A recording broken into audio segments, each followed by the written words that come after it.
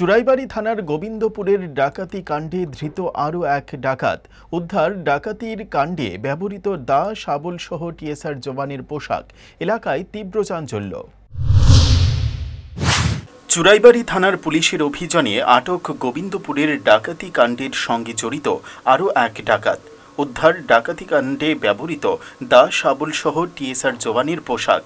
জানা গেছে, গত 23 ফেব্রুয়ারি শনিবার গভীর রাতে গোবিন্দপুর গ্রাম পঞ্চায়েতের 3 নম্বর ওয়ার্ডের সাধন দেবের বসতঘরের দরজা ভেঙে আধা সামরিক বাহিনীর ছদ্মবেশে হাতে বন্দুক নিয়ে একদল ডাকাত প্রবেশ করে। 7 থেকে 8 জনের ডাকাতের দলটি গৃহস্থ এবং তার ছেলের মাথায় বন্দুক ঠেকিয়ে ঘরে থাকা নগদ অর্থ, বিপুল পরিমাণ স্বর্ণালংকার সহ অ্যান্ড্রয়েড মোবাইল ফোন ও দামি সরঞ্জাম নিয়ে যায়। এই ঘটনার পর গোটা এলাকা জুড়ে আতঙ্কের সৃষ্টি হয়। পরে পুলিশ ঘটনার তদন্তে নামে। বুধবার গভীর রাতে এই কাণ্ডে জড়িত থাকার দায়ে স্থানীয় থানার পুলিশ গ্রেফতার করে ডাকাত দলের 2 সদস্য, যথাক্রমে কবিল হোসেন এবং জমির উদ্দিনকে। তাদের বাড়ি কদমতলা থানাধীন দক্ষিণ কদমতলায়। তাদের জবানবন্দি অনুসারে শনিবার ডাকাত দলের আরেক সক্রিয় সদস্য বিল্লাল উদ্দিন ওরফে হেলালকে জালে তুলেন। তার বাড়িও দক্ষিণ কদমতলা গ্রাম পঞ্চায়েতের 4 নম্বর ওয়ার্ডে।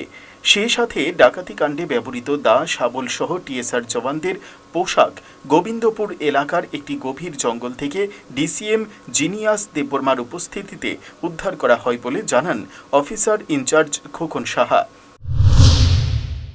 23 তারিখ রাত্রেবেলা গোবিন্দপুরে একটা ডাকাতির ঘটনা সংঘটিত হয়েছিল।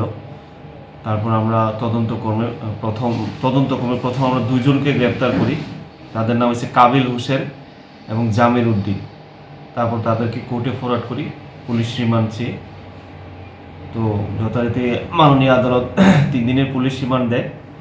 তাদের পুলিশ রিমান্ড থাকা অবস্থায় তাদের কাছ থেকে আমরা আরেকজনের নাম পাই, নাম বিলাল উদ্দিন। ওকে আমরা অ্যারেস্ট করি। তারপর ওদের কথা মতো আমরা কিছু টিএসআর ইউনিফর্ম রিকভার করি, যেগুলা ওরা গায়ে দিয়ে যে ডাকাতি কাণ্ড সংঘটিত করেছিল। তিনি আরও জানান, এই ডাকাতি কাণ্ডে আরও কয়েকজন ডাকাত সহ 2টি বন্দুক উদ্ধারে জোর তল্লাশি অব্যাহত রয়েছে। Bureau report, headlines Tripura national.